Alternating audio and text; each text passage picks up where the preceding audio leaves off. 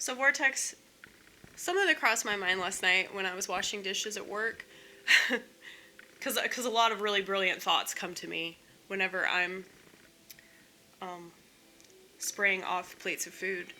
But I was thinking about how they always talk about certain things that involve discrimination, you know? For example, the Holocaust. Okay, people love to talk about the Holocaust. They love to talk about slavery. Um, but something they don't ever talk about is corruption whenever it's non-discriminatory. So if you look at all the ways that people are being enslaved by their habits and their like idiosyncratic behaviors that they're not even cognizant of because they don't even know what the fuck that means.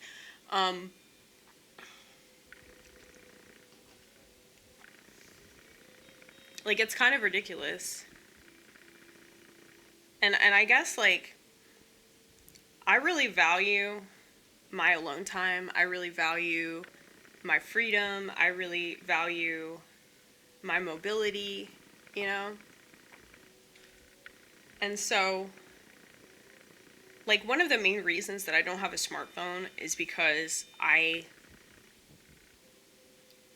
don't want to be a slave to the system in ways that I can avoid.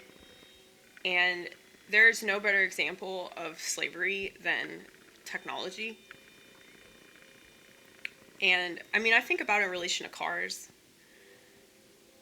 Because, like, a bunch of people at work, like, their cars are breaking down. And, you know, I'm getting work done on my car right now. And it really is just such a pain in the ass. And we could walk places. But the way that our whole society is structured in America, it's like you have to have a car. Or you have to know somebody that has a car. Because you can't just walk everywhere. You can't just bike everywhere. I mean, well, you could. It would just take you an outrageously long time to get from place to place. So, because of, like, the Industrial Revolution, and I know that these points are not new, okay? But because of the Industrial Revolution, like, you just have all these complications that make things way more challenging than they need to be. And so when people are like so perplexed why I don't have a smartphone, it's like just, well, I mean, they don't know me. Anybody that knows me understands.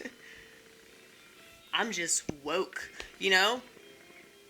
But it seriously is like, it's such a tremendous weight that people are adding to their life.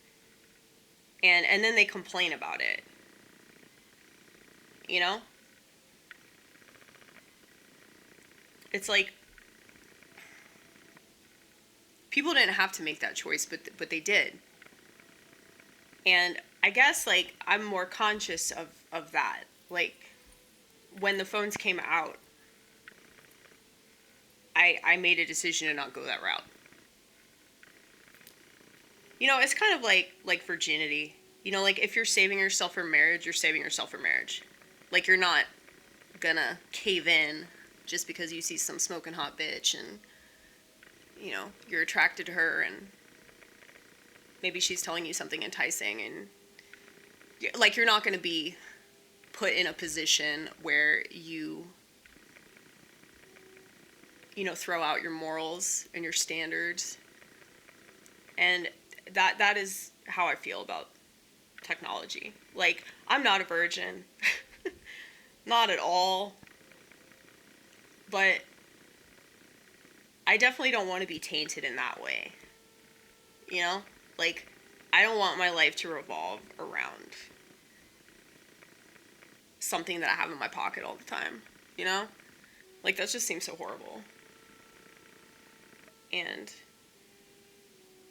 it's done way more harm than good. I understand that there are a lot of benefits to technology, and that, you know, there's so many things you can learn about yourself and about the world, and it makes things quicker and more efficient. I get it, but it's like,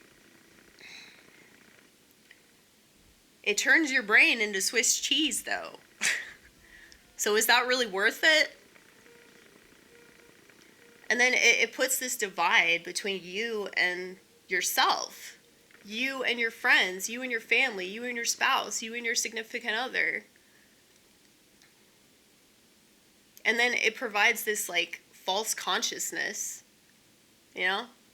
I'm sorry, I don't want to sound like a Marxist, but, I mean, can you imagine if Karl Marx lived right now? I don't think that he would be proud of this society at all.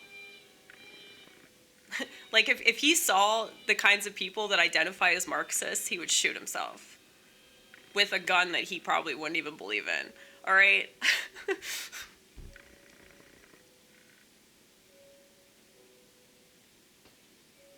But I just think about how, like, people made this, like, subconscious choice to give in to things that are not good for them at all. And because of that subconscious choice that they made, they have to deal with all these complications of this thing that they didn't even realize was going to, like, dramatically change their life. And I mean, we can't go back. You know, obviously we can't go back. You know, we're too far gone in this. And I'm sure to some, like, my whole lifestyle seems pretty, like, alienating. You know, like, I'm purposely ostracizing myself from society, but society fucking sucks, dude. Never make a case for society. There's never a case that you can make for society. It doesn't matter what time it is or what country you're in. People are dumb, dude. People are dumb. And they will, like, bend over backwards to avoid having to change. Because they don't see the potential of hardship. They don't see that with adversity comes growth and knowledge.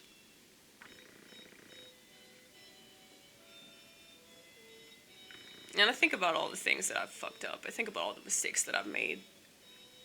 But it's like, that's the stuff that I learned the most from. And that's the stuff that I can use to help other people. So, was it really a mistake?